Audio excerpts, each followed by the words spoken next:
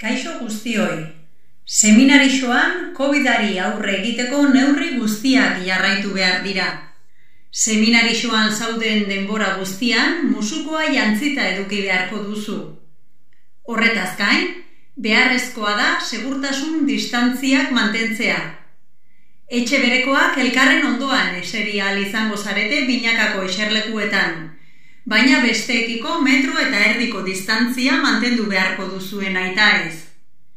Emanaldiaren bukaeran irteera mailakatua egingo dugu, azkeneko lerrotik hasita aurrekoetara iritsi arte. Atzeko lerroko guztiak irten arte ez dira aurreko lerrokoak mugituko. Irteeran ere beharrezkoa da segurtasun distantzia guztiak mantentzea. Eskerrik asko.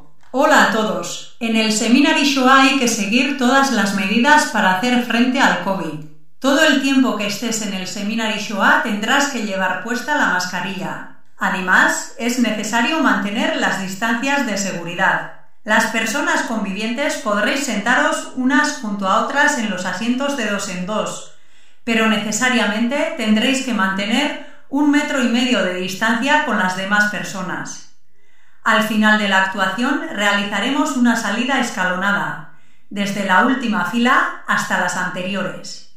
Hasta que no salgan todas las personas de la fila trasera, no se moverán las de la fila anterior.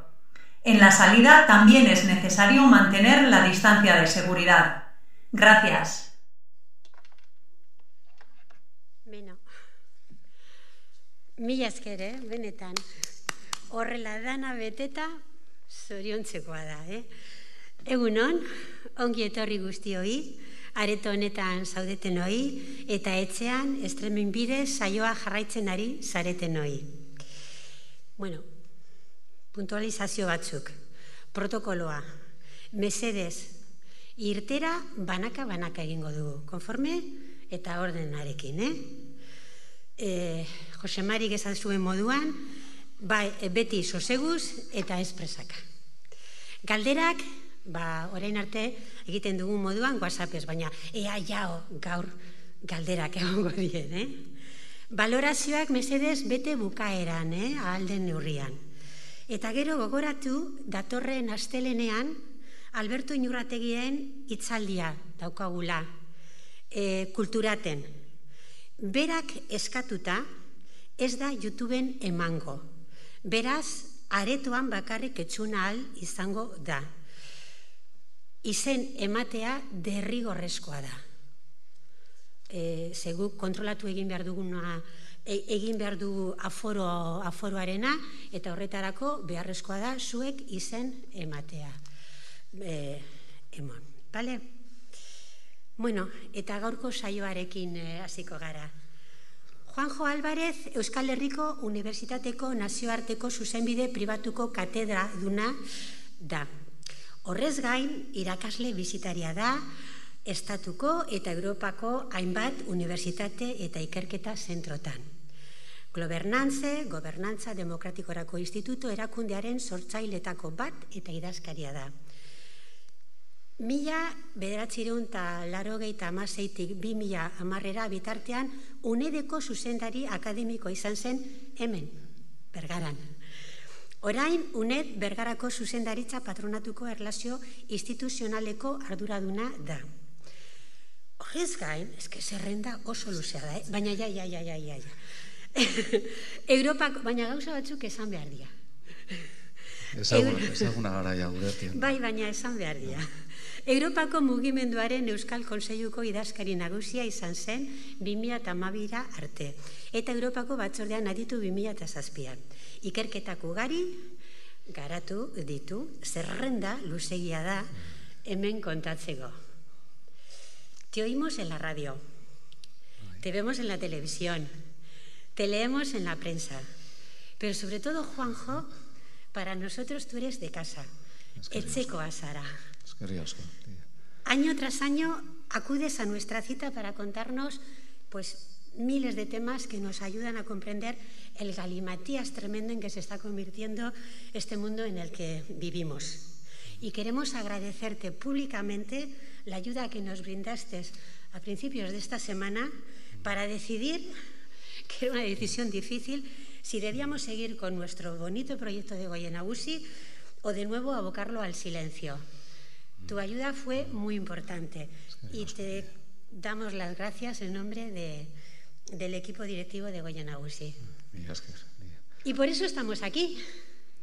Estamos en esta conferencia donde nos vas a hablar de la nueva diplomacia comercial, del poder de las grandes corporaciones, de los cambios, intuyo no siempre a mejor, de este mundo. Cuando quieras. Y Eskerrik asko, Lidia. Eskerrik asko, zure. Bueno.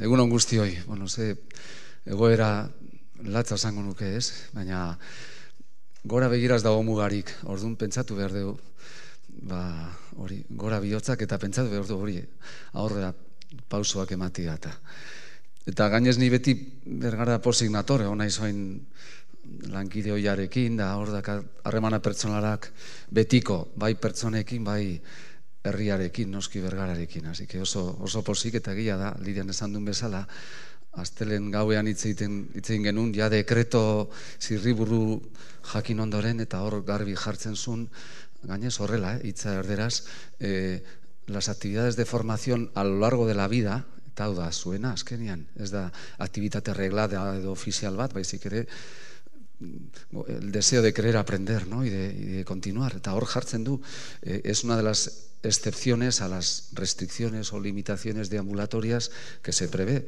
Al tener ese contenido no reglado, pero formativo, en el sentido de incentivar una ciudadanía crítica, cívica y que desea mantenerse informada, encajáis de pleno en el proyecto. Y más allá de eso, de la estricta dimensión normativa o legal, el mantener el ánimo de querer vernos, de mantener la socialización, yo creo que es la mejor forma de mantener el espíritu libre, que eso sí que no se va a quedar restringido por nada, ¿no? Y además de eso, agradeceros la invitación un año más, porque es un reto precioso. Y cuando pensaba qué proponer, bueno, primero, anteayer leía una expresión que me encantó, más o menos la que hacía al vuelo en la redacción, ¿no? Decía, en la forma en que estamos ahora, ¿no? que el silencio se ha convertido en el protagonista de nuestra expresión, ¿no? Que hemos perdido la mímica, ese lenguaje gestual, ¿no? Y que somos, decía, más o menos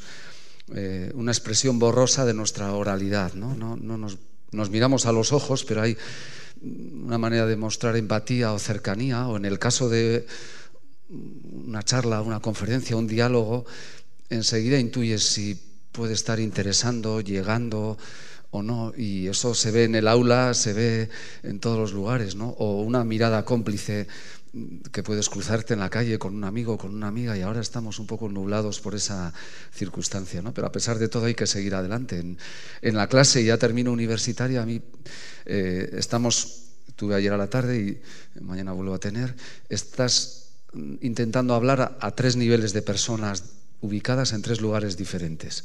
Una en el aula presencial, y a mí me suele gustar estar un poco dinámico, la pizarra, y tienes que estar quieto para lo que ahora comentaré, porque otro grupo, la mitad aproximadamente, están en un aula ispillo, un aula espeja, que están en la propia facultad, pero en otro lugar siguiendo por streaming y pudiendo participar.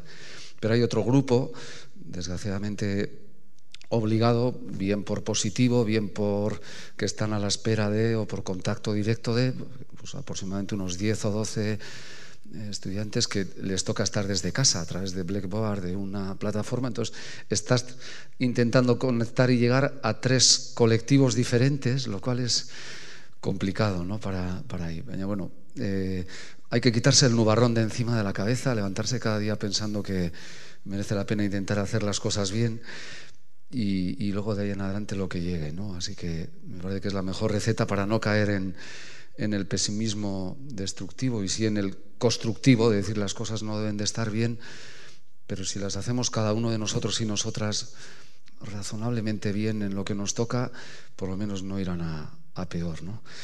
Y de esto llevado a geoescala era el objetivo de poder un poco comentar, ¿no? Para tratar de evaluar uno de los aspectos de la pandemia, ¿no? Que ya desde marzo, a las pocas semanas de precipitarse todo lo que no solo es una pandemia sanitaria, sino social, económica y geopolítica, a las pocas semanas ya empezó una especie de guerra por la predicción. Eso es muy vanidoso, muy de los científicos y científicas, de los investigadores, de los universitarios, que por supuesto desempeñando una labor social en sus planos, también hay un elemento por intentar llegar el primero a la meta, ¿no? A intentar dar con la respuesta, ¿no? Y yo creo que resulta muy difícil acertar o incluso tratar de encontrar, como algunos pretenden, el diagnóstico claro de por qué, como comentaré luego, estamos en la situación que estamos.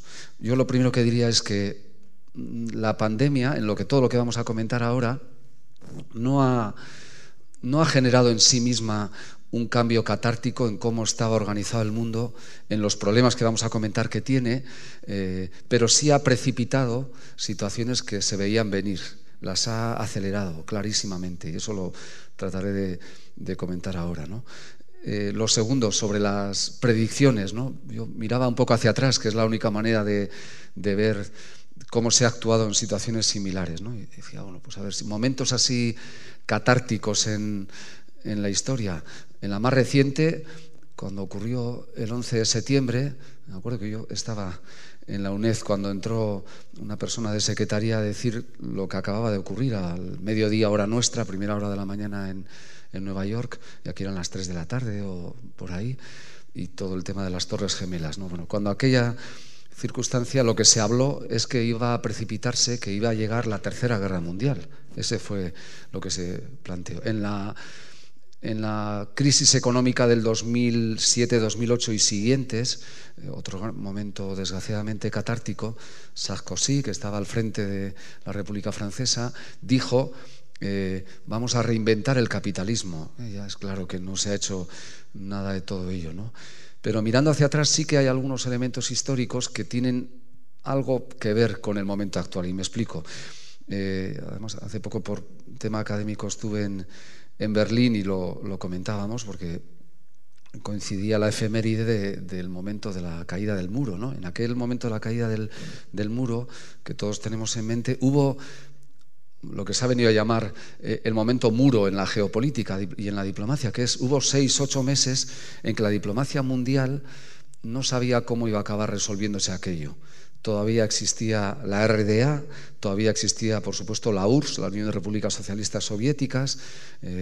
Estábamos en ese momento de posguerra fría, pero todavía con equilibrios complejos, y hubo unos meses en que la diplomacia internacional no sabía por dónde iba a decantarse lo que sobrevenía con la caída del muro, ¿no? Bueno, algo de eso ha podido ocurrir, por lo que ahora comentaré, pero lo que está claro de todo lo que he comentado hasta ahora, primera conclusión, es que si es un momento en el que decaen liderazgos que venían ya decayendo, el de Estados Unidos en la geopolítica mundial, no solo por el personaje que tiene al frente estos 4 años, también evidentemente motivado por ello, pero era una tendencia que se apreciaba, y eso en la geopolítica, en la jerga de la diplomacia, se llama momento Suez. Recordaréis por la edad la crisis del canal de Suez, año 56, que fue el momento en el que el Reino Unido dejó de tener autoritas a nivel mundial. Estos que ahora quieren rescatar el imperio a través del Brexit y volver al Reino Unido global,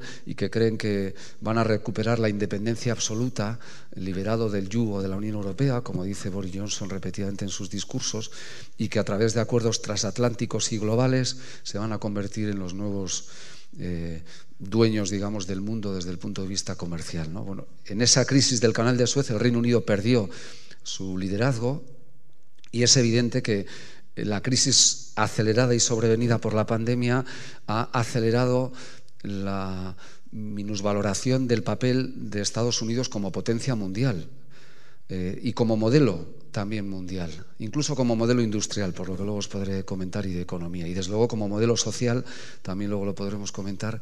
No creo que nadie queramos parecernos a la sociedad más egoísta, más insolidaria, y no hablo de las personas, que hay en general la ciudadanía americana luego en lo personal tiene valores de cercanía y son capaces de lo mejor y de lo peor, como otros muchos contextos, pero desde luego el declive del imperio americano en términos de su preeminencia en el mundo es evidente y esta pandemia lo ha acelerado, ¿no?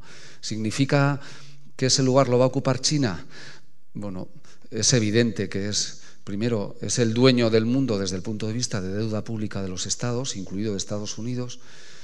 No está interesado claramente en su dimensión geopolítica en aparecer como un líder en clave política, y de hecho desprecia los derechos humanos, desprecia la democracia, exacerba de manera obscena la desigualdad entre su ciudadanía, no respeta las reglas de comercio, como luego comentaremos, pero va logrando imponerse en cosas que tampoco salen en prensa. Hablaba hace poco con el embajador de Ecuador en España a través de una relación con el cónsul honorario aquí en el País Vasco, que está haciendo la tesis conmigo, y me decía que China está comprando Ecuador, está comprando tierras de Ecuador, y que el Estado lo permite porque a cambio le da lo que nos está dando la Unión Europea a nosotros, la protección macroeconómica para no quebrar, para poder seguir pagando los sueldos a los funcionarios, a los policías, a los profesores, al sistema de pensiones.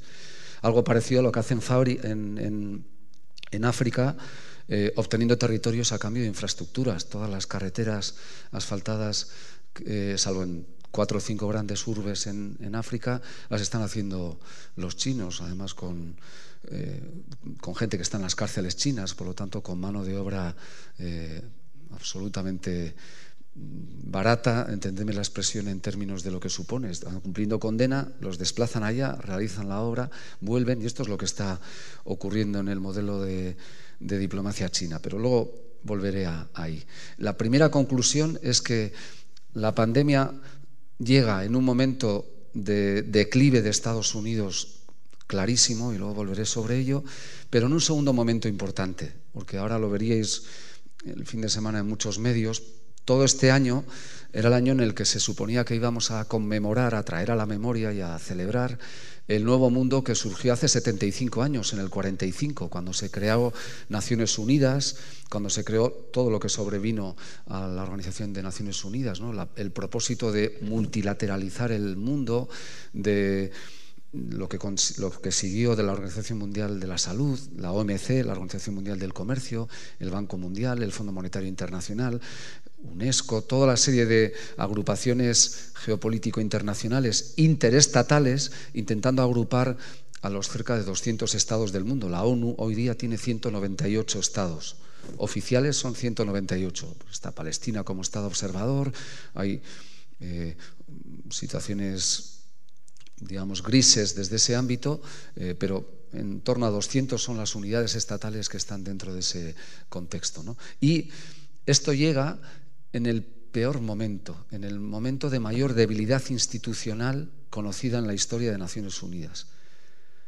Ya no hay guerras declaradas como se declaraban anteriormente, ¿no? Por cierto que no fue ni una encíclica ni un discurso, sino un comentario en el Festival de Cine de Roma, pero ha habido comentarios del Papa llamativos, ¿no? Y esto que ahora voy a comentar sí que lo puso por escrito, que era la alusión, y me encantó esa valoración, que no había guerras justas, ¿no? Que lo que había que acabar era con el concepto de guerra. Hoy día ya no hay guerras, las guerras no se declaran, y sin embargo, cierro rápidamente el paréntesis, de ese mundo del 45 nació algo que en mi opinión ha sido demasiado ensalzado, como la transición española, salvadas las distancias. Todo el mundo, lo que ahora voy a comentar, lo ha valorado siempre muy positivamente, que son las famosas convenciones de Ginebra, ¿no? El derecho humanitario de la guerra, que es un oxímoron. No puede haber derecho humanitario de la guerra, porque son convenciones además hechas por militares para prever lo que no cabe hacer como línea roja dentro de la guerra. Se puede matar, pero hay cosas que no se pueden hacer. La protección a los menores, a las mujeres, a las obras de arte, a los territorios asediados, es decir, una especie de intentar civilizar el caos que deriva de una guerra, ¿no? Si leéis las convenciones de Ginebra, a mí al menos siempre me han provocado frustración, porque no niegan de raíz la viabilidad de una guerra y por lo tanto estás legitimando violencias derivadas posteriores. Y lo que haces es poner un límite. No, hombre, pero hasta aquí vamos a llegar. Yo creo que es una derrota del concepto de la propia humanidad intentar civilizar un fenómeno como el de la guerra y hablar de derecho humanitario de la guerra. Pero bueno, nos daría para otro momento, porque son 6 convenciones de Ginebra ensalzadas unánimemente por la sociedad, porque es lo que hemos ido leyendo, y yo me revelo, y escucharle al Papa ir contracorriente, dije, joder, el argentino está ejerciendo de argentino con voz propia en muchas ocasiones, perdonadme el comentario de ese tipo. Pero vuelvo atrás, hay algo determinante. Cuando en el nivel internacional hay debilidad institucional, acusadísima más que nunca, eso favorece el sálvese quien pueda, favorece el tipo de liderazgo autárquico, favorece la vuelta a la frontera, favorece discutir o competir y no cooperar, ¿no? Exactamente lo contrario de lo que demanda un momento como el de la pandemia, ¿no? Pero al final, si os fijáis, excepto en Europa, y hablaremos luego de Europa, que por una vez en el contexto de una crisis ha comenzado a demostrar que tiene una legitimidad funcional, y que la solidaridad inducida de la necesidad, yo creo que da valor a la idea europea, pero incluso dentro de Europa, cada uno de nosotros nos preocupamos de lo nuestro, ¿no? De lo nuestro es, también volveré luego a Italia y a las primeras semanas y a aquellos momentos terribles en Bérgamo y en esa zona norte de Italia, ¿no? Es que cuando pedían solidaridad, ningún líder tuvo arrestos para decir, no es que no queramos ser solidarios, es que no tenemos lo que nos estás pidiendo. No teníamos. Y nadie se atrevió a decir, no te podemos dar respiradores porque no tenemos. No te podemos dar mascarillas porque no tenemos ni para nosotros. Y era la realidad. Hablaremos luego de ese nivel de dependencia. Ahí no hubo egoísmo, hubo hipocresía o falsedad a no manifestar la realidad. Y los chinos hicieron un gesto de mecenazgo ostentoso, llevando allá 3 aviones que ya se están cobrando intereses muy superlativos por ese tipo de apoyo, supuestamente, en lo que quería señalar. Pero, excepto en la dimensión europea, donde también es evidente que la frontera sigue existiendo, ahora mismo está ocurriendo, el decreto del Estado y el decreto del Gobierno vasco dejan libre la frontera, porque no es competencia en nuestro caso. Y de Hendaya para acá se puede pasar perfectamente, porque en Francia solo hay toque de queda, no hay estado de alarma, y en cambio en nuestro caso tenemos la limitación restringida ahí. Es decir, no podemos ir a Navarra, no podemos ir dentro de Euskal Herria a movernos, y en cambio la entrada a Francia no tiene impedimento desde el punto de vista legal. Pero más allá de esta anécdota, es evidente que en el mundo y también en Europa, en lo que ahora voy a comentar, se ha dado una respuesta estatalizada, ¿no?, a cada una de las situaciones, y como que lo que pase ahí al lado no nos preocupa, ¿no? Y en cierto modo yo le veo algo de paralelismo a, recordad, cuando vivíamos preocupados por una central nuclear muy cercana a nosotros, ¿no?, y reclamábamos su cierre y todo lo que planteaba. Hombre, de Burdeos para aquí hay 3 centrales nucleares que están a menos de 300 kilómetros y que si llegase a haber un problema nos afecta igual que si estuvieran en Miranda de Ebro. Pero como están en Francia es como si aquello no pudiera llegar, ¿no? Un concepto de frontera que en relación a la pandemia es absurdo, pero que cada mandatario o mandataria a nivel mundial ha ido adoptando medidas, si no inconexas o ocurrentes, como mínimo no coaligadas, no vinculadas. Esa es una evidencia. Pero además de eso, ese momento de debilidad al que me refería, yo creo que también está provocando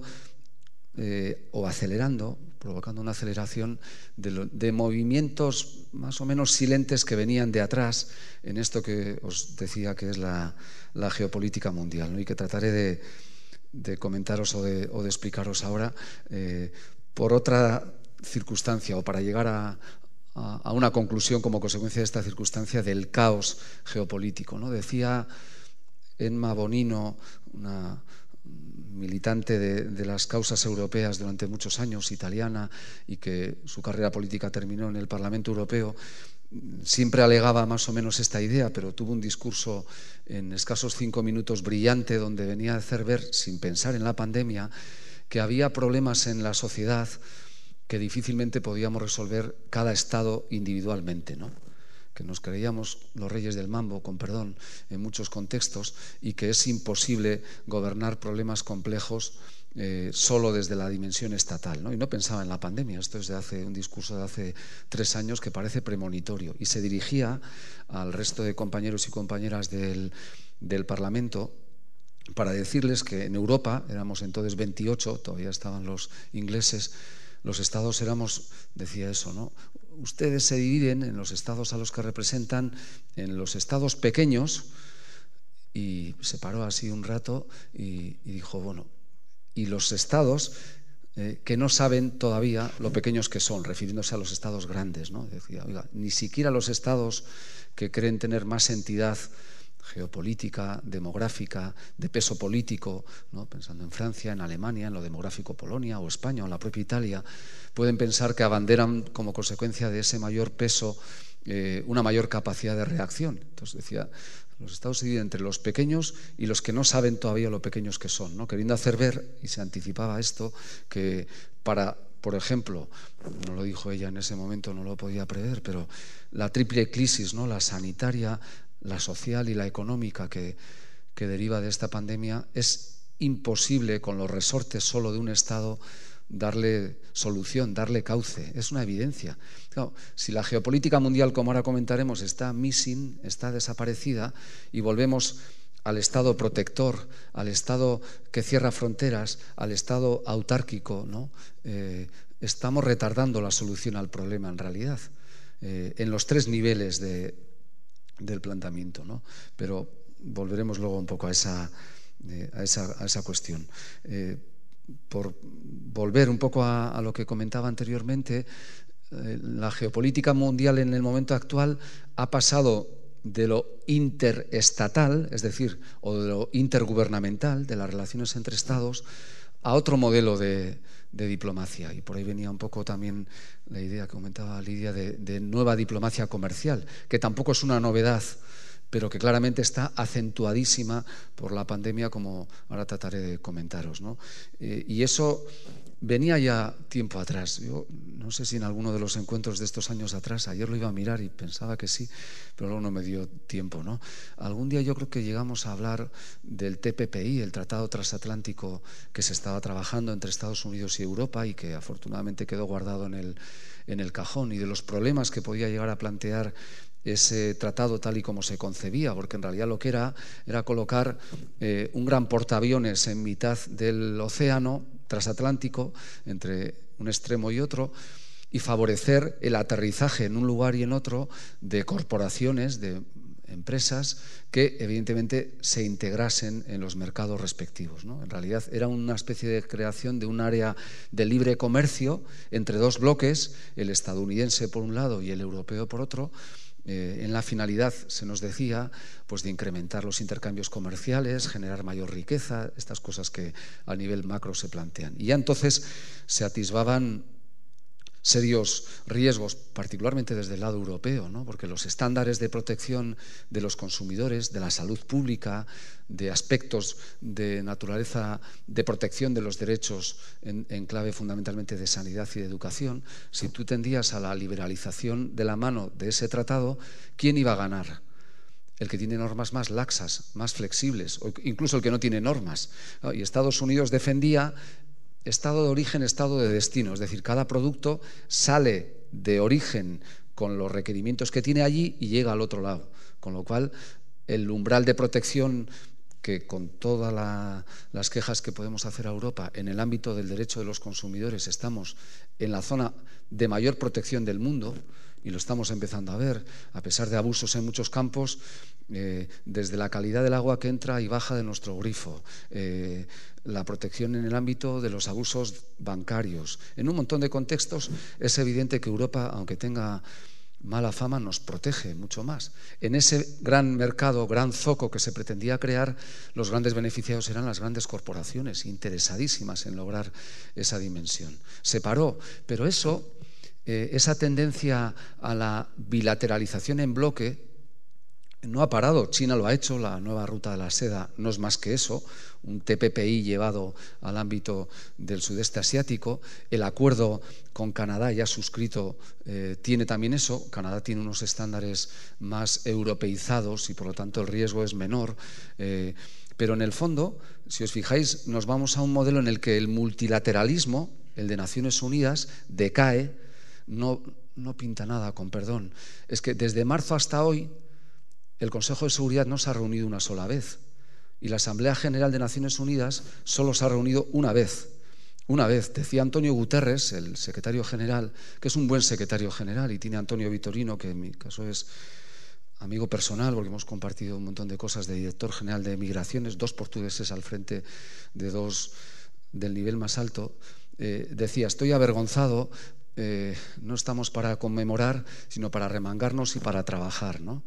Una reunión además virtual, no presencial, y Naciones Unidas no ha dictado ni una sola resolución desde que se ha iniciado la pandemia. Es muy llamativo.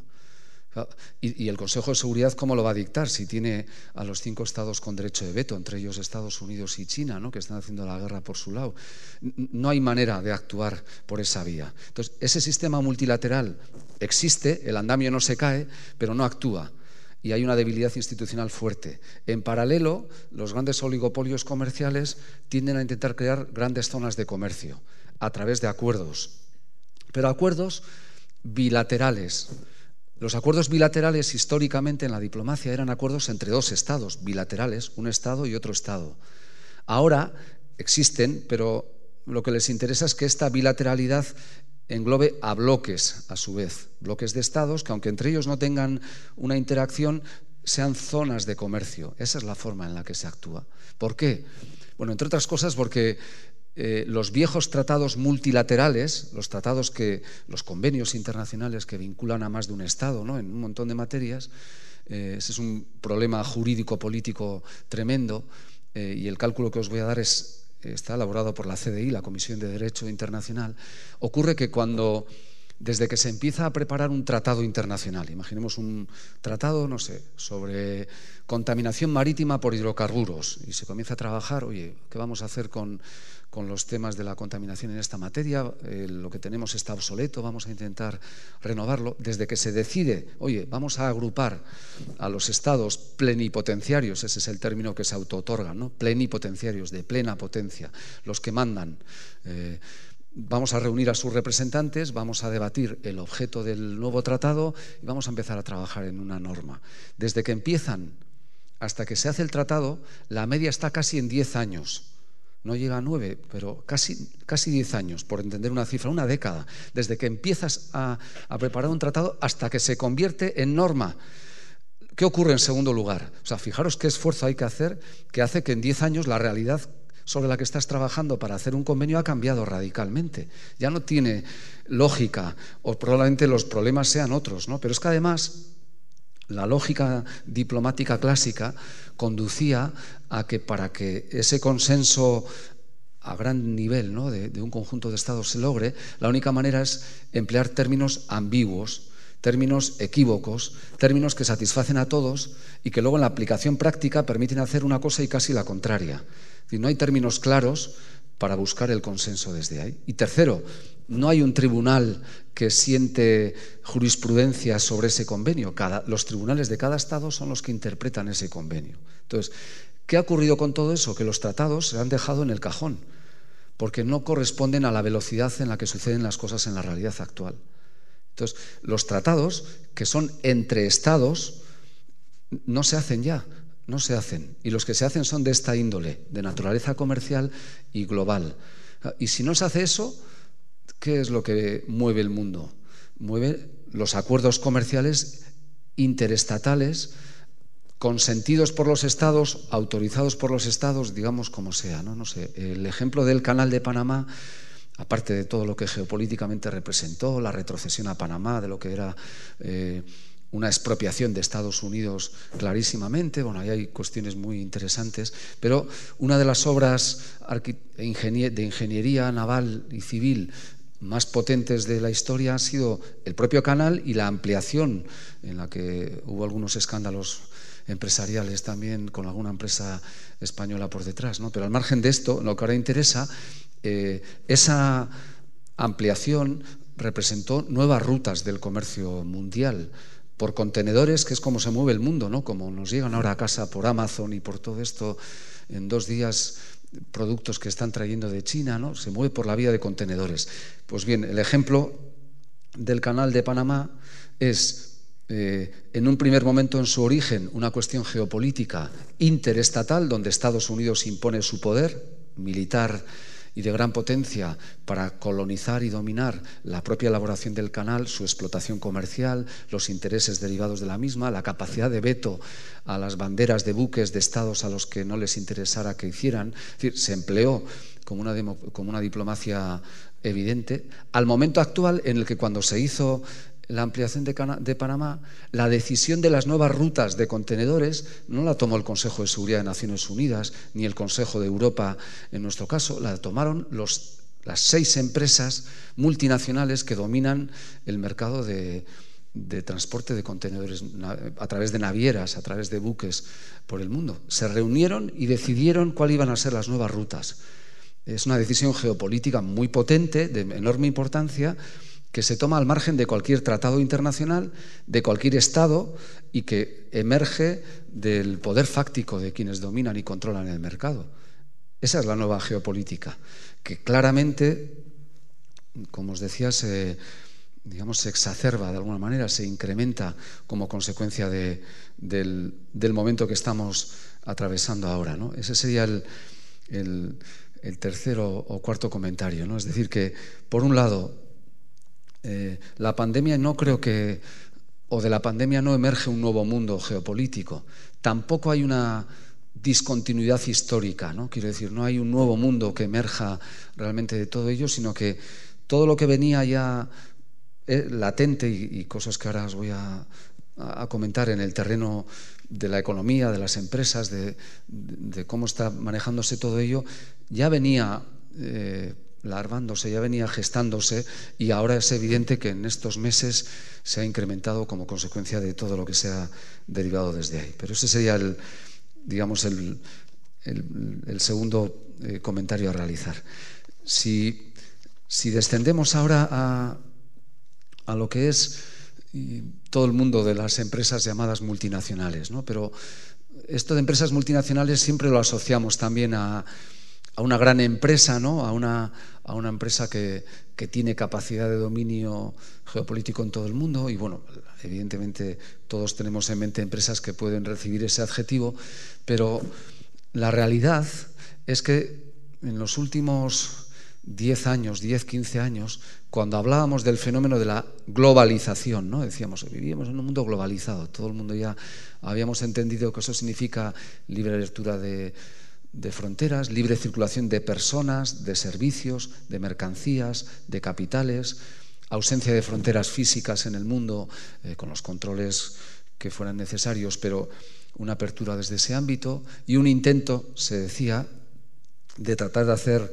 sostenible esa globalización, ¿no? Y además se decía, el resumen de la literatura que se gestaba en torno a eso era decir: la globalización es un dilema, no un problema. Existe, nos guste o no, por mucho que la critiquemos, va a seguir existiendo, y un dilema es aquello que no tiene aparente solución y que lo que tienes que hacer es gobernarla de la mejor manera posible.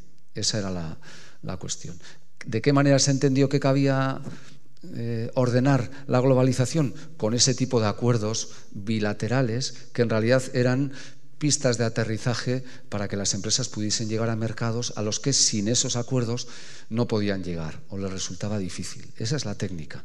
En el contexto europeo, la globalización se ha traducido en que Europa, la Unión Europea, en los últimos 10 años ratificó 76 acuerdos bilaterales entre la Unión Europea y un Estado o un bloque de Estados. El último ha sido con Vietnam, por ejemplo, que es un mercado emergente muy potente, en donde posibilita pues, que una empresa de Vergara pueda ir al mercado vietnamita, pero también una vietnamita aquí, obviamente, porque son anclados en la reciprocidad, con una serie de garantías de inversión y demás. Es decir, la globalización se entendía como mundo abierto para negociar, para mercadear, para generar riqueza, y ojo con las derivas de la globalización, y ahí venía la tensión entre la ausencia de normas, porque no hay tratados que los estados hagan, normas imperativas, y el problema de la protección de la parte débil, ¿no? Los consumidores, las empresas que se veían superadas por esa red pelágica de la globalización, los derechos sociales de cada sociedad en cuestión, porque ante la globalización pues nos llegaba el eterno problema de la competitividad, ¿no? Un anzuelo que picó Europa, porque en el 2010 dijimos que íbamos a ser la economía más competitiva del mundo. Después dijimos, bueno, bajemos los humos, que en eso no creo que vayamos a ser campeones y que además nos vamos a cargar los derechos sociales, y hablamos de sostenibilidad, ¿no? Que es lo que se recogía ahí, pero al final el gran problema que la globalización planteaba era, oiga, para ser competitivo en Vergara, en cualquier sector, en el textil, tristemente en declive, o en cualquier otro, ¿cómo tenemos que hacerlo? Pues lo que los chinos hagan a 5, nosotros lo tendremos que hacer a 4 para ser más baratos. Como ya no tenemos la peseta y con la simple devaluación ya no somos más competitivos, que es lo que se le ha ocurrido a algún economista de Vox recordar, que nos iría mejor con la peseta, estaríamos quebrados como economía y tendríamos una ausencia de futuro como economía también en Euskadi en ese contexto. Pero volviendo a lo anterior, si la forma de ser competitivo en la globalización es vender más barato que el otro, a costa de evidentemente reducir los costes, y los costes los reduces o con los proveedores a los que aprietas o con los trabajadores y trabajadoras, al final los otros que primero te hacían a 4 porque tú has hecho a 3 acaban haciéndolo a 2,5 y tú te quedas menos competitivo y habiéndote cargado los derechos de los trabajadores, ¿no? La globalización planteaba un montón de problemas, pero ya en los últimos 5 años el mercado internacional de mercancías, que tenía gran potencia, comenzaba a regionalizarse, comenzaba a comprobarse, hay números estadísticos que no voy a cansar ahora, que es verdad, hay un gran mercado global, pero el mayor volumen de movimientos de naturaleza internacional no eran a gran escala, sino dentro de regiones. Se iba a una regionalización que respondía en gran medida también a estos bloques bilaterales que antes os comentaba. De la globalización pasábamos a una globalización regionalizada. Y ahora, ¿en qué punto estamos en este momento? ¿Cuál es la tendencia que está cobrando fuerza empresarialmente? La relocalización, no globalización, sino relocalización. ¿Y qué es eso, no? Bueno, hasta hace poco y todavía hoy día, ¿no? Una empresa, y en Euskadi también, y por supuesto también cooperativas, ¿no? No sé, Orona es un ejemplo, y además un buen ejemplo de ello, pero una empresa que fuera, no tuviera filiales y no tuviera en China, en particular, tener en China era tener glamour, entendedme la expresión, era como si no estás en China, no estás donde hay que estar, ¿no? Entonces, y todos lo hacíamos, primero porque allí lo que es gestión burocrática existe solo cuando les interesa, pero cuando vas a poner capital no tienes mayor problema para instalarte. Siempre te generan un partenariado mixto donde ellos tienen una capacidad de interacción importante. En muchísimos casos, a los meses de instalarte allí, hacen lo mismo ya con capital exclusivamente chino, por lo tanto te están adquiriendo tu know-how y tu expertise para ponerlo allá, y acabamos entendiendo que en esto que llamamos la cadena de suministro, colocar una parte de esa cadena en China era una buena operación, porque tengo unos costes fijos muy bajos, allí desde el punto de vista de capacidad productiva han aprendido a hacer las cosas, las hacen rápido y en general bien, aunque te engañan con muchísima frecuencia, y hablo con algún conocimiento de causa por empresas a las que, bueno, son fenicios, ¿no? Y los fenicios, no digo que hagan todo para vender humo, pero en buena parte por eso ganan dinero. No te pueden vender calidad de 100 a 4 y ganar dinero, es imposible. Entonces son expertos en ese campo, disciplinados, grandes negociadores, dominadores de la psicología de la negociación empresarial como nadie, en todos los sentidos, o sea, son una pasada desde ese ámbito y han dominado a través de eso el mundo, ¿no?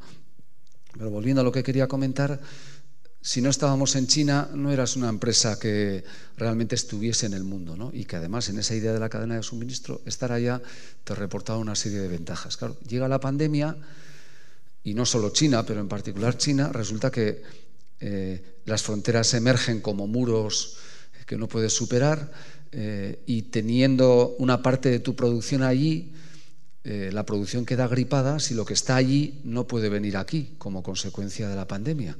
Y se produce una situación que revela la dependencia desde todo punto de vista de esta globalización entendida como la típica empresa internacionalizada que tiene multilugares o multiámbitos de producción. Ese es el esquema en que teníamos y hacia dónde estamos tendiendo y qué están haciendo algunos estados y qué está pasando aquí para interpretar esta idea que os comentaba. Primero, solo un paso atrás. China entró en la OMC en el 2001. Estuvo 15 años negociando su ingreso en la Organización Mundial del Comercio. Le dimos el plácet después de que entendimos, hablo plural majestático, ¿no? Se entendió en el seno de la Organización Mundial del Comercio que el hecho de que el gran gigante chino, con todo su potencial demográfico, económico, todo lo que representaba, hombre, que entrase por las pautas del mundo occidental iba a suponer una catarsis. Y de hecho ellos también en sus discursos lo decían, oye, vamos a abrazar principios democráticos y de Estado de Derecho, vamos a respetar las reglas de comercio, pero además, solo con la capacidad tractora que tiene el mercado chino, no solo es que nosotros vamos a lograr enriquecernos China a través de los intercambios, sino que ustedes, con la demanda que genere el mercado chino, van a ver aumentar su producción, su comercialización y, por tanto, su riqueza de una manera exponencial. Es decir, vendían como sinalagmático, como de doble dirección, el beneficio que iba a derivarse de que China entrara en la OMC, porque solo la demanda de los miles de millones de chinos y del mercado emergente que allí surgía haría que en cualquier sector industrial y de comercialización la apertura que representaba que China entrara como un socio más en la Organización Mundial del Comercio y, por tanto, entrara en esa libre circulación de personas, servicios, mercancías y capitales, iba a generar un incremento del PIB mundial, parámetro tan sacralizado como injusto, que a todo el mundo nos iba a beneficiar. Era como un Adam Smith del siglo XX o XXI. Oiga, del egoísmo de cada uno de nosotros, también del chino, todos nos vamos a favorecer y vamos a ser más ricos, porque China quiere ganar, pero abre el mercado y nos abre el mercado a todos. ¿Cuál ha sido la realidad? La demanda generada internamente por el mercado chino es si no nula, prácticamente nula.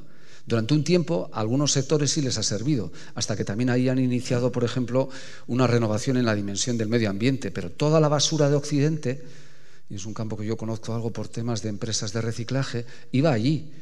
Todo lo que aquí no cabía reciclar o era especialmente peligroso para los vertederos, tema delicado donde los haya, allá.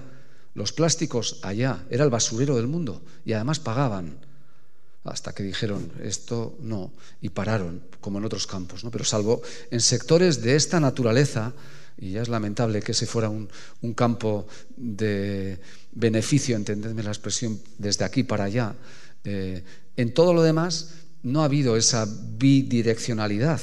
China no ha supuesto un mercado que genere para las empresas del mundo un incremento desde ese ámbito, ¿no? Al revés, nos hemos instalado allí, les hemos generado riqueza a ellos y el beneficio que supuestamente hemos obtenido es el de, y es a donde quería llegar, el incumplimiento flagrante por China de todas las normas. Hacen dumping social, no respetan las reglas de comercio, ejercen una suerte de monopolio, no hay democracia y por tanto el autoritarismo se traduce en un capitalismo caníbal y salvaje donde lo que importa es sacar adelante la empresa y el resto no plantea problema alguno.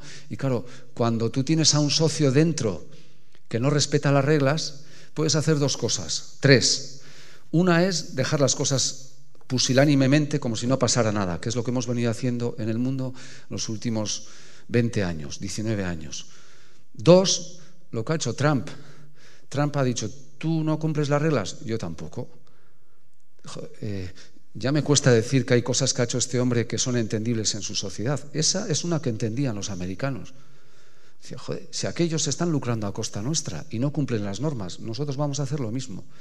A mí me parece poco edificante en la vida que porque enfrente sea un corrupto, yo también voy a ser un corrupto. Como aquel es corrupto, yo también. Como aquel hace mal las cosas, como tira a la calle y no a la papelera, ¿para qué voy a tirar yo las cosas a la papelera? Pongamos todos los ejemplos que queramos. El incivismo, el mal comportamiento de alguien tiene que generar que yo haga lo mismo, como un espejo negativo. Bueno, Trump ha dicho, además de la autarquía, y voy a hacer, como tú no cumples las reglas, yo me salto las reglas de la OMC y te pongo aranceles. Aranceles a la carta. ¿Qué me hace daño? Como nos hace a nosotros, el acero, por ejemplo, chino. Muy bien. Pues si el acero que viene de China vale $4 por tonelada de media menos que el que se fabrica en Estados Unidos, pongo un arancel de 5 o de 6. Inmediatamente sube la producción del acero americano y no compro aquel, porque mediante un arancel, que es hacer que sea más caro, se acaba el problema.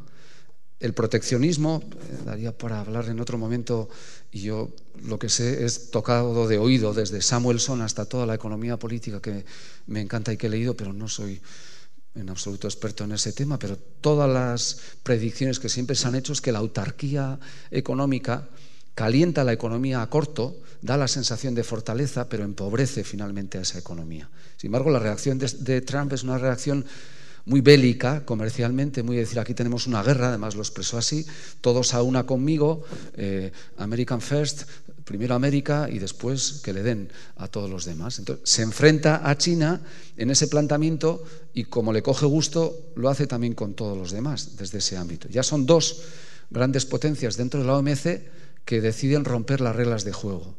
¿Y los demás qué hacemos?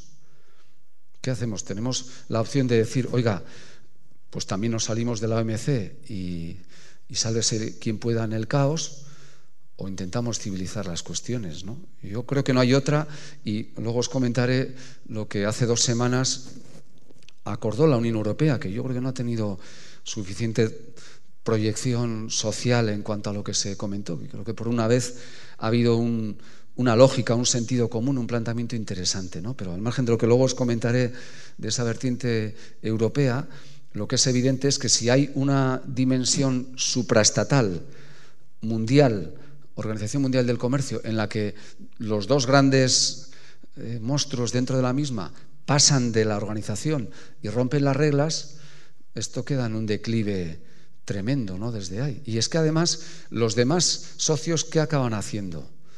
Acaban diciendo, bueno, pues oye, vamos a mirar para otro lado cuando otro Estado tampoco las cumpla. Y claro, o revives esa norma, una especie de OMC bis, una nueva OMC, donde lo primero que habría que decir es a China, oye, o aceptas estas reglas y las cumples o fuera. O cumples las reglas del club donde has entrado o sales fuera. No puedes beneficiarte de las ventajas de estar en el club y desde dentro incumplir las normas de que nos hemos dotado haciendo competencia desleal desde dentro, en beneficio tuyo. Se supone que todo el mundo compite contra todos, pero hay unas normas mínimas que tienes que respetar dentro del comercio, también dentro del comercio. Eso es la OMC. Tratar de evitar todo eso, lo cual daría para charlar, porque eso si alguna... Es como la lectura de los recibos de la luz, que es imposible entender. Entender por dentro la OMC y ver la hipocresía geopolítica que hay dentro, para contemplar las excepciones en los temas de aranceles, los desequilibrios entre zonas, el poder acabar con la hambruna, que era el objetivo, entre otros, que junto a la OMS se planteaba la OMC, y que no hemos hecho por el egoísmo de los estados, ¿no? Porque al final, con esos mecanismos de protección de zonas, te puedes cargar la economía de países de economía primaria, básica, con productos que podrían llegar al mundo a precios más razonables y lograr salvar esas economías, pero la globalización en su dimensión más perversa conduce, también lo ha ejercido la Unión Europea como tal, la Unión Europea, a ese autoproteccionismo a costa del sálvese quien pueda, ¿no? Pero de eso se puede decir como os lo estoy comentando ahora, pero geopolíticamente nadie lo cuestionaba. Claro, cuando China se pasa de frenada y Estados Unidos hace lo mismo, llega el caos. Porque ya no es que estemos acabando con las reservas de protección y de producción de algodón en no sé qué lugar o de qué tipo de producto en otro lugar y que digamos que nos da pena, pero que es que los autóctonos... No, ya es otra cuestión. Entonces, ahí hay un caos tremendo en este momento. No por la pandemia, pero otra vez la pandemia lo ha clarísimamente acelerado. Segundo comentario geopolítico comercial, y tenemos algunos ejemplos que demuestran que lo que ahora quiero comentaros, por desgracia, se cumple y que tenemos que tener muy, muy presente, ¿no? No sé, leía esta mañana y he seguido un poco el tema por diferentes razones. Lo pongo como ejemplo CAF, ¿no? La empresa de Beasain, con la planta que tiene en Navarra y el planteamiento que hicieron de los 110 puestos de trabajo que se iban a finalización, ¿no? Bueno, hoy ha rectificado, han planteado que sustituyen eso por un ERTE, por lo tanto queda en suspenso, pero no en cierre, porque ha habido presión social, ha habido movilización y porque está aquí al lado. Es decir, es nuestra, entendedme la expresión otra vez majestática, ¿no? ¿A dónde quiero llegar? En el contexto en que estamos, el cierre de empresas, desgraciadamente, en la dimensión multilocal y de multilocalización, pues es la medida más drástica, pero más fácil de tomar. Más fácil de tomar. Quito una empresa con 200 personas, eso en la cuenta de resultados se traduce en esto y además, aunque no lo estuvieran haciendo mal, esto es lo más perverso, no son suficientemente competitivos. Ganan, no me generan pérdidas, pero no gano lo suficiente para mantener eso. Y lo que hago es, toda la producción de ahí me la traigo, por ejemplo, a Alemania, algo que Alemania ha hecho recientemente. Una empresa alemana, no tengo nada en contra de los alemanes, los franceses, como veremos, lo hacen igual, que tiene 15 plantas en el extranjero y 10 en Alemania. Si tiene que plantearse un cierre de plantas, ¿va a cerrar alguna de las 10 de Alemania o va a cerrar alguna de las 15 que están fuera? ¿Qué va a cerrar? Alguna de las de fuera, porque la presión social para el propio órgano de administración, para el propio gobierno alemán, para la sociedad alemana es, oye, que se ha cerrado una que está en Córdoba. ¿Dónde está Córdoba? Y son 200, joder, pues qué pena, pero no cierran la de Hannover o la de Hamburgo o la de Bremen, cierran la de allá. Eso está escrito en mármol.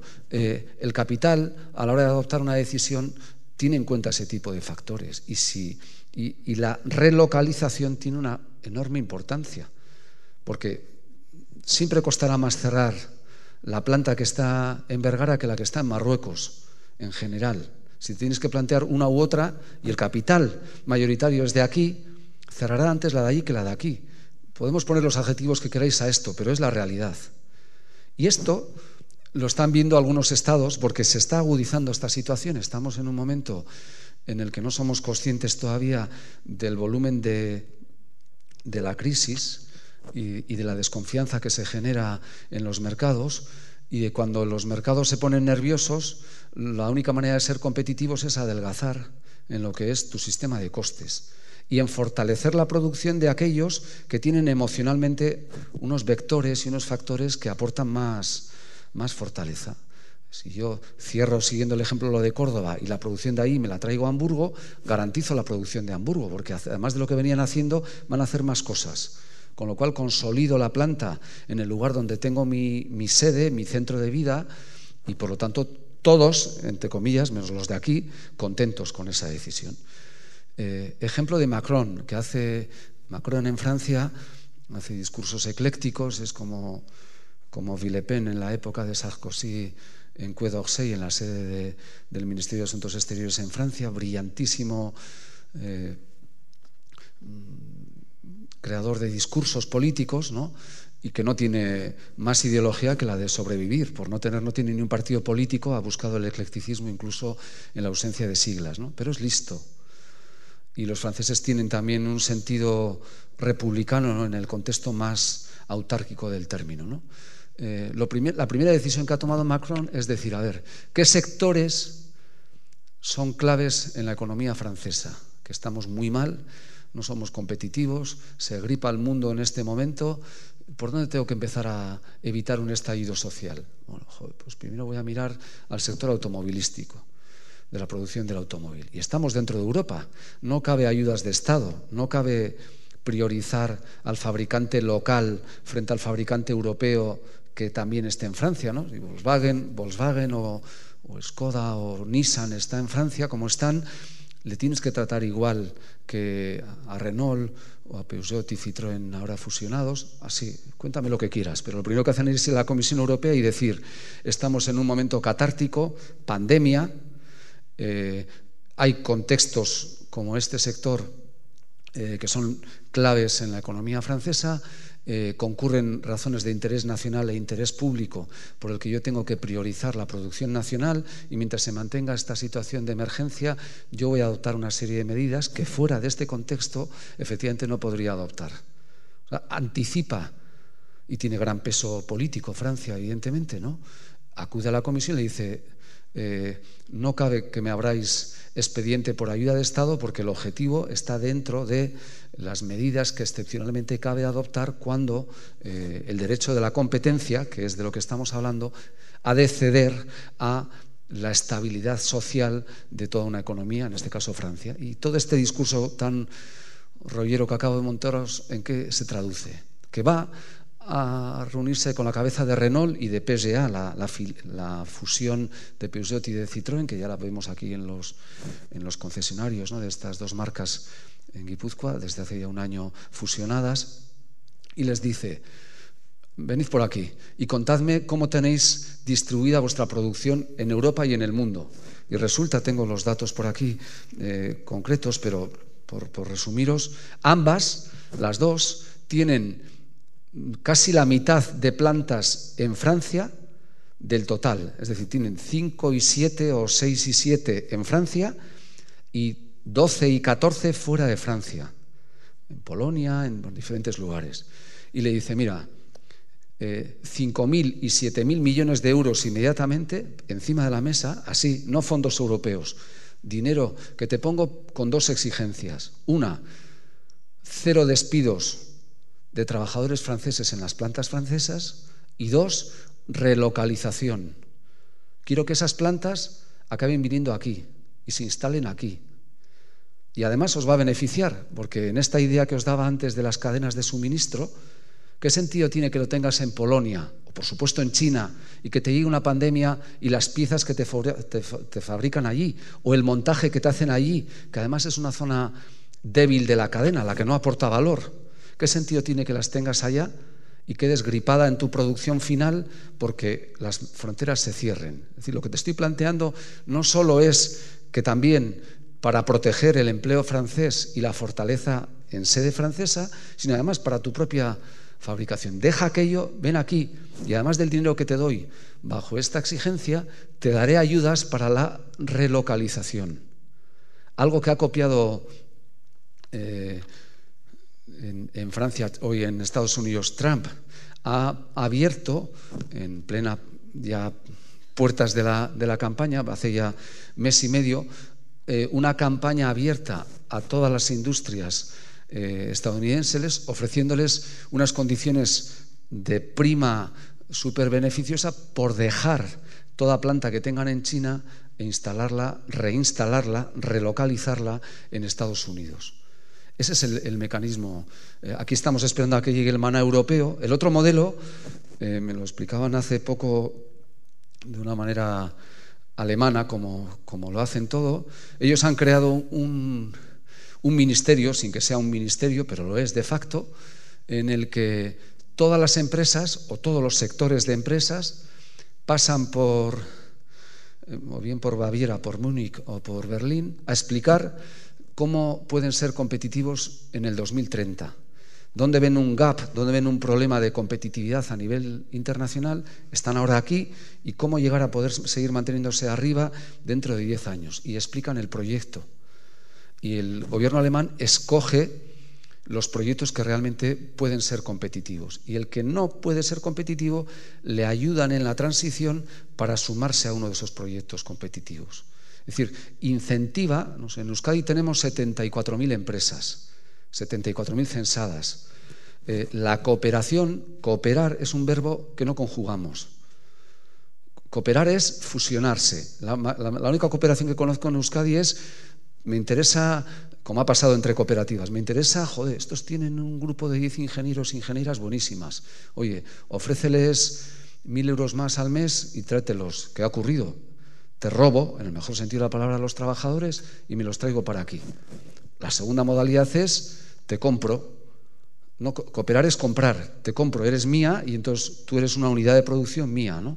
Cooperar manteniendo, como somos además en un 85% pymes, desconocido. Y entre lo público y lo privado, Osakidetza, que yo creo que es, en algunas cosas podrá ser criticable, pero como casi todo te das cuenta de lo que vale cuando lo necesitas, y creo que con todos los problemas que tiene, sin duda, es algo a mimar y a cuidar, y que creo que tiene un razonable umbral de protección, mejorable sin duda. Pero donde claramente lo tenemos es en que empresas vascas que seamos proveedoras de Osakidetza no llega a los 2 dígitos, no llega al 10%.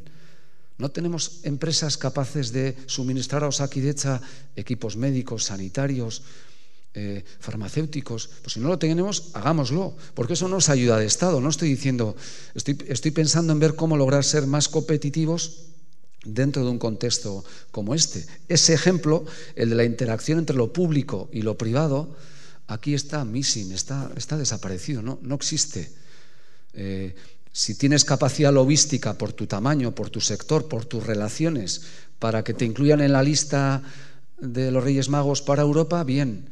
Y si no, pues a ver si cae alguna migaja de que sea yo proveedor de alguna de las empresas que lo hagan, ¿no? Y no hay una sistemática de cómo actuar ante un momento de esta naturaleza. Y en cambio, grandes estructuras de Estado donde hay una visión de futuro clara, fijaros lo que está haciendo.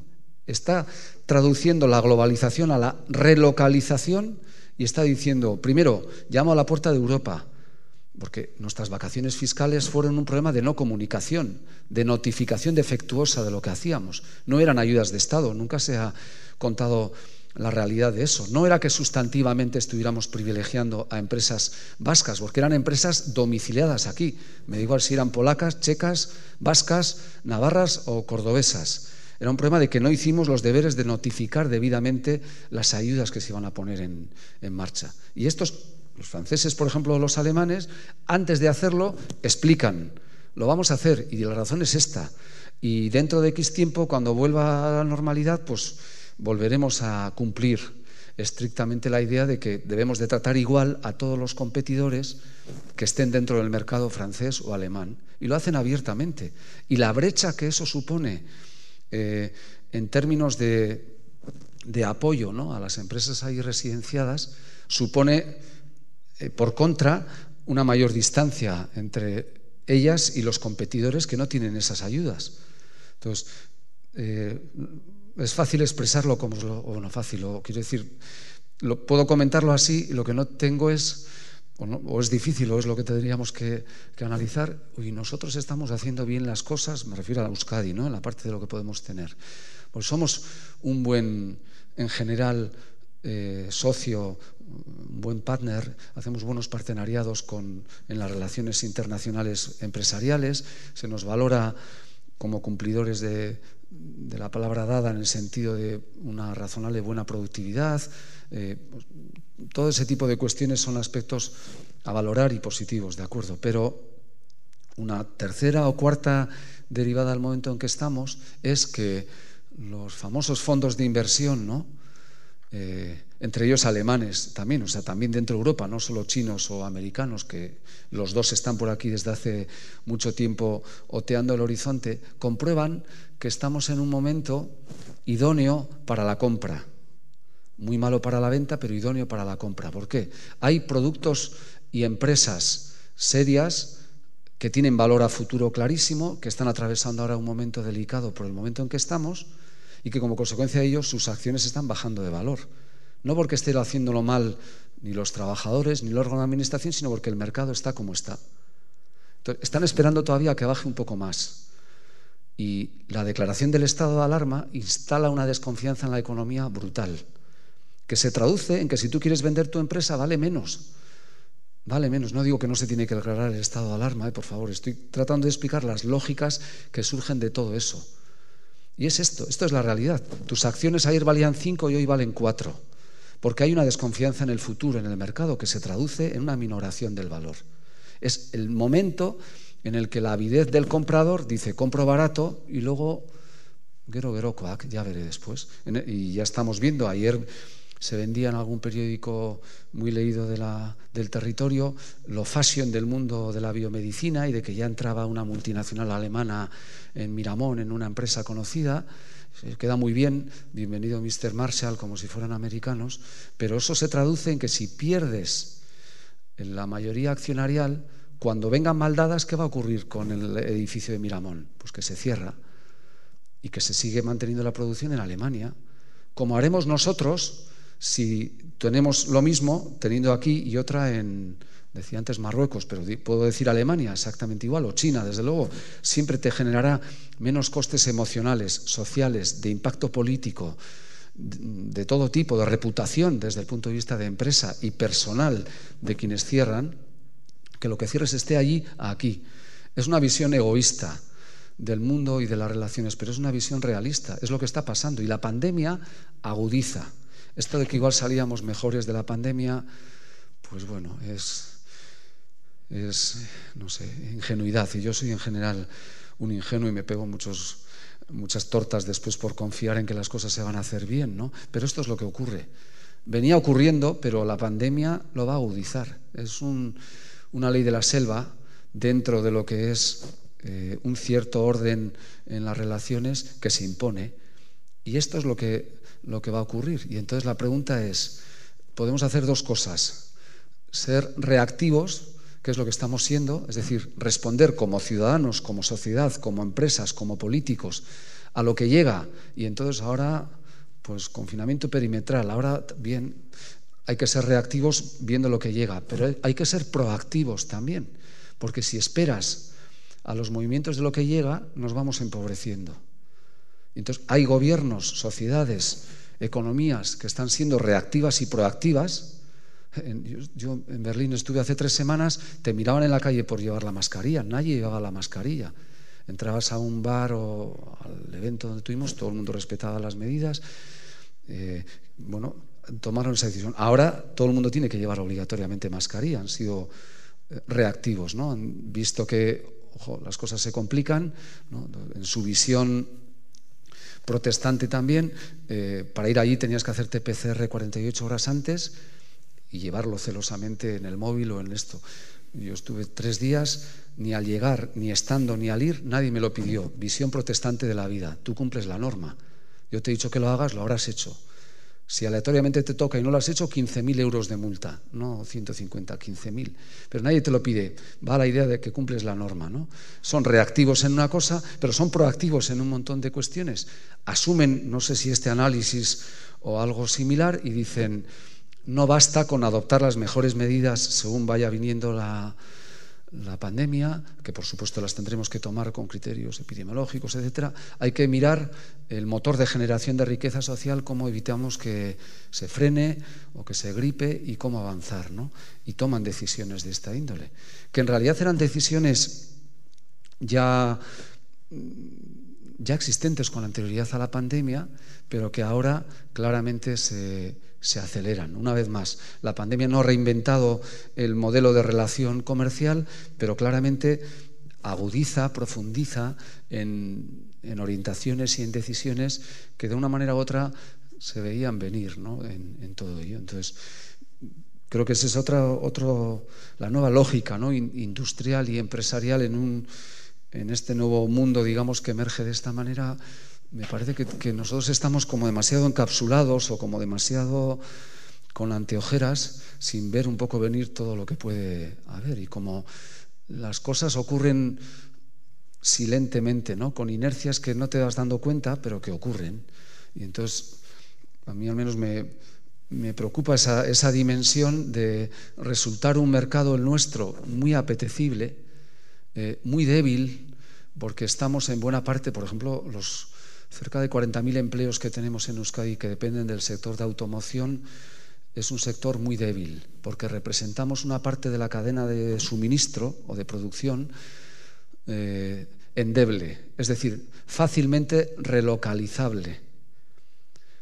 Me la llevo a otro lugar y además también estamos en un umbral salarial que, aunque nos parezca siempre mejorable, comparativamente es un ámbito salarial, sobre todo en ese sector, elevado respecto a otros o equiparable a otros. Es decir, que fabricar en Alemania es, desde el punto de vista del empresario alemán, tan económico como fabricar en Euskadi, en términos de mano de obra.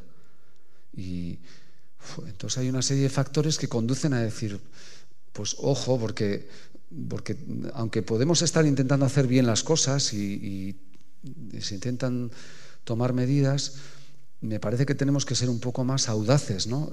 Ser conscientes de lo que somos, y yo lo primero que creo que cabría hacer es mirar a lo que somos e intentar cooperar más entre nosotros.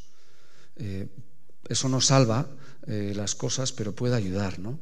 Y de hecho, hacía este comentario porque esto es lo que por primera vez en 64 años ha dicho que tenemos que hacer, no en Euskadi o en Guipúzcoa, ¿no? Pero en Europa, la Unión Europea. Hace 2 semanas hubo un consejo extraordinario que quedó luego opacado un poco en las conclusiones por todo el tema del Brexit, ¿no? y Johnson haciendo política interna, ¿no? Al final, el político ineficiente tiene que buscar un motivo que despierte la emoción en la sociedad, ¿no? Y entonces él ve que el chivo expiatorio idóneo es Europa, que somos una sociedad carca, vieja, dominada por 2 estados en realidad, que no tiene el dinamismo que requiere la economía, y claro, pues como no quiere decir lo que quiere decir, que es lo mismo que, en mi opinión, no sé, en Andalucía, ¿no? El PP y Vox diciendo que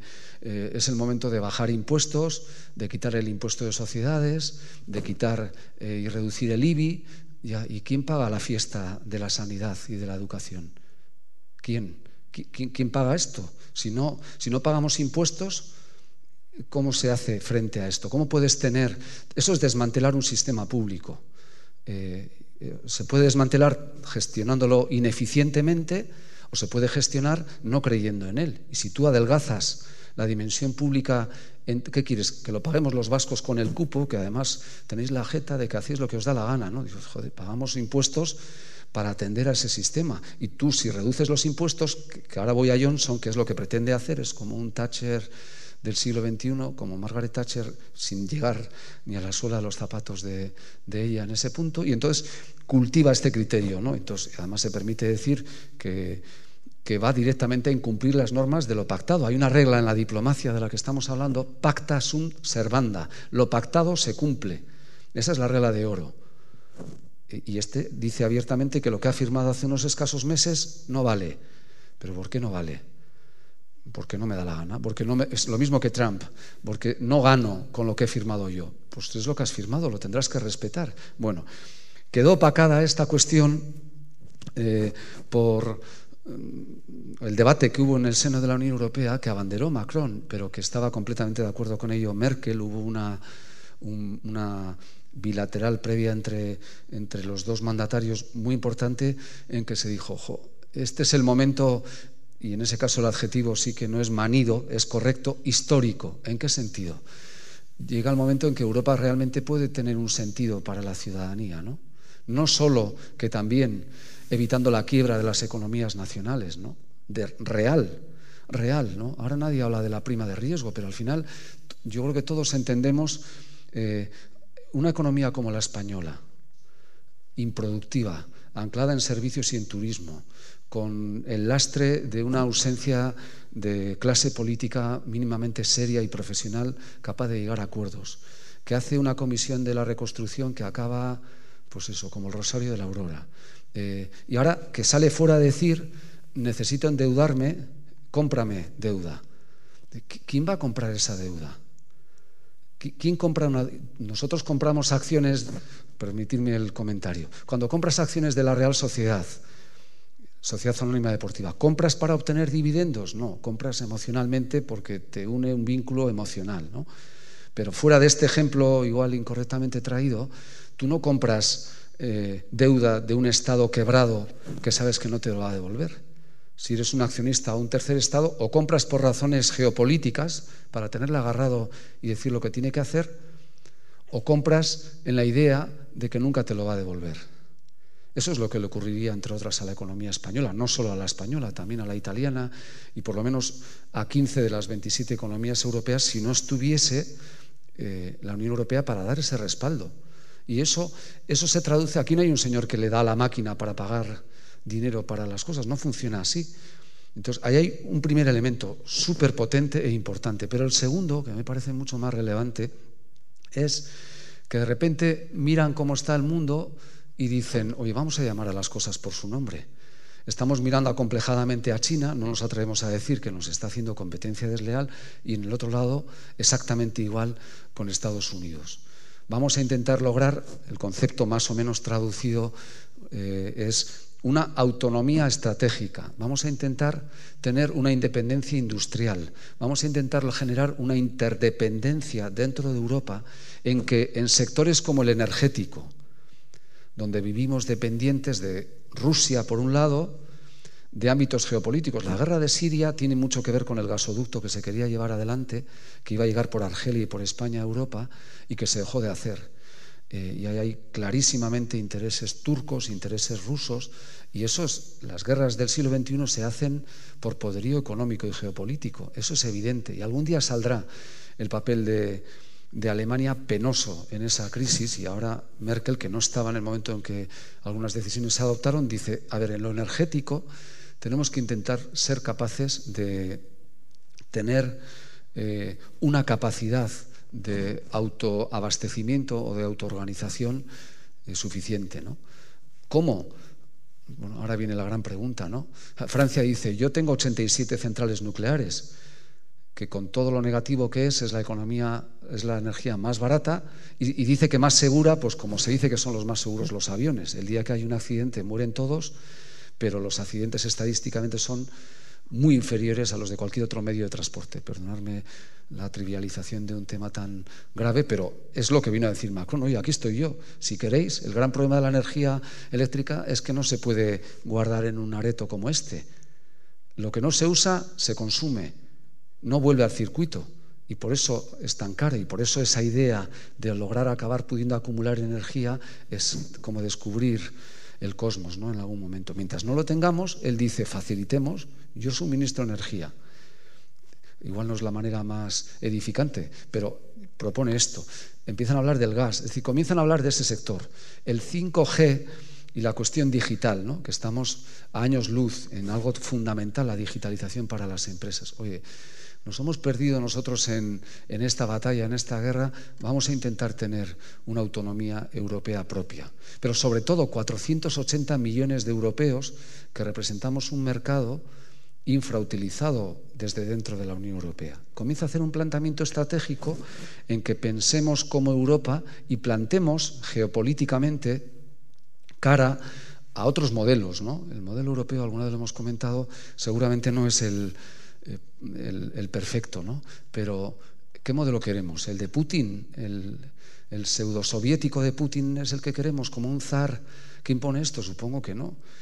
¿El de Estados Unidos con Trump o Biden, si llega en lo que es el modelo de sociedad americana que hablábamos anteriormente?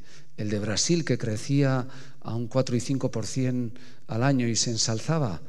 ¿Alguno de esos modelos son los que queremos para nuestro contexto? Supongo que no, ¿no? El chino del sudeste asiático es el que no.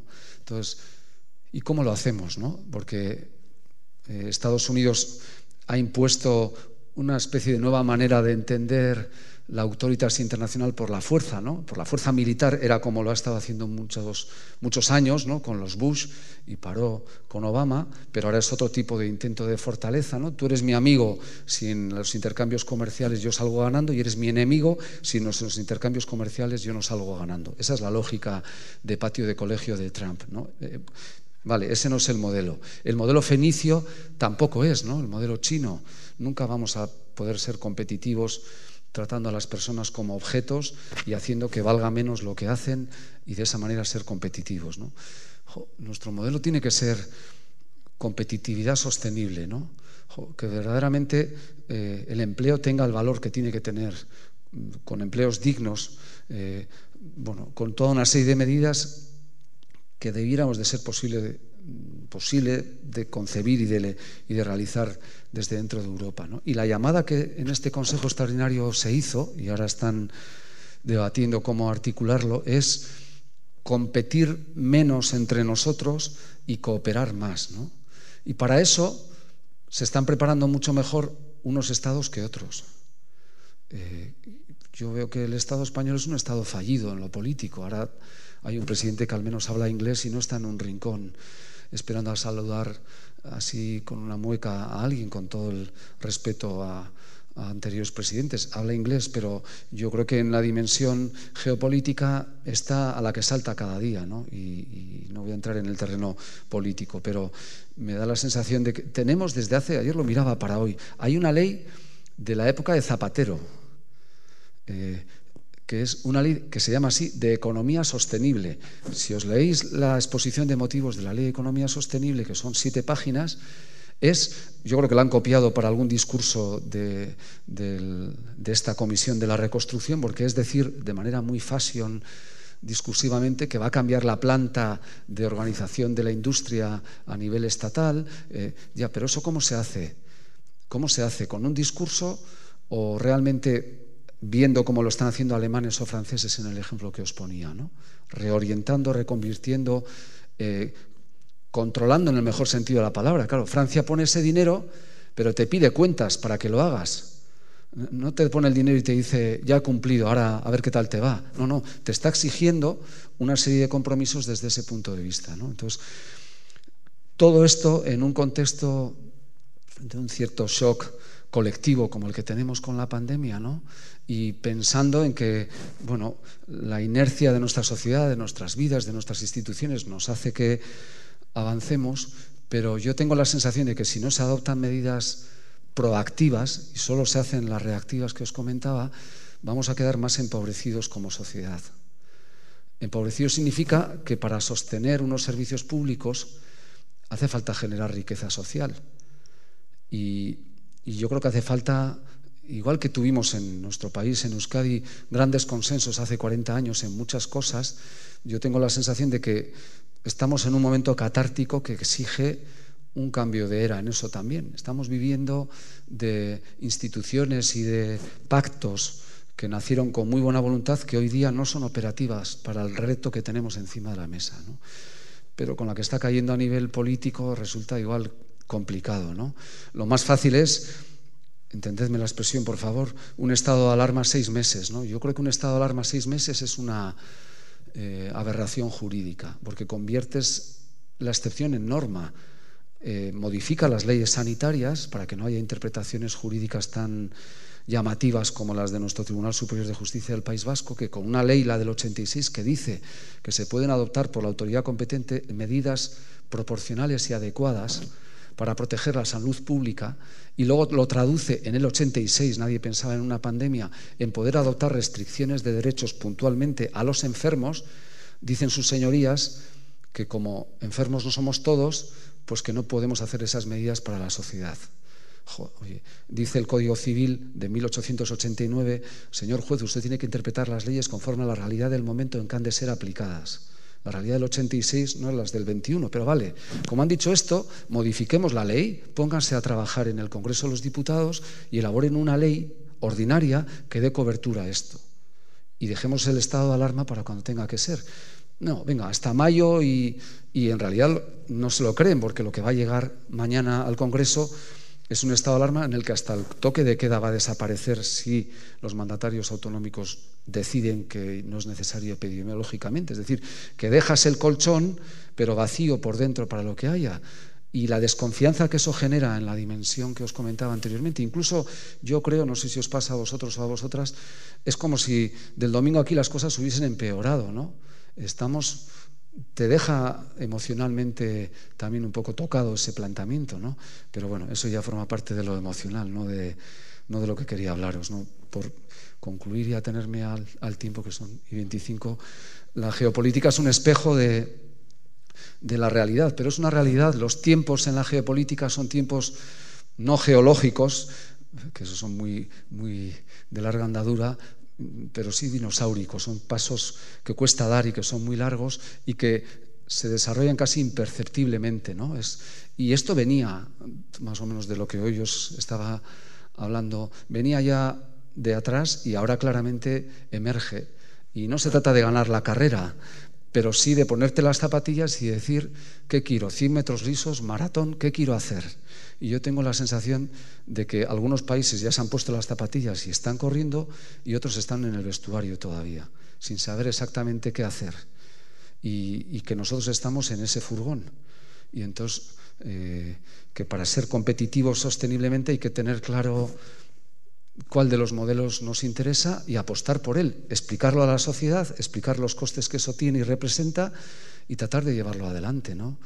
Es fácil expresarlo y difícil llevarlo adelante, pero es que ni siquiera en nuestro caso se expresa y eso me parece peligroso, porque las inercias hacen que parezca que no pasa nada, pero pasa, ¿no? Porque hay cosas que ya se están haciendo en otros lugares, ¿no? Entonces, bueno, eso era todo lo que os quería comentar, además de agradeceros que estéis esta mañana aquí y que continuéis la formación que merece la pena. Besterik ez, eta galdera dakazuen edo nahi duzuna.